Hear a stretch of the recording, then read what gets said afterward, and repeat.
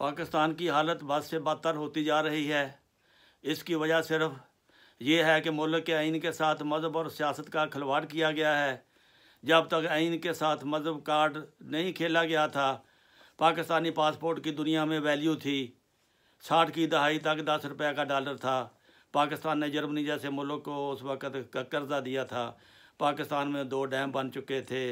پاکستان نے UNO میں کشمیر کے حق میں قرارداد منظور کروا لی تھی۔ 65 کی جنگ میں نمایاں کامیابی حاصل کی تھی۔ غریب آدمی روٹی کھا کر سوتا تھا۔ عزتیں محفوظ تھیں۔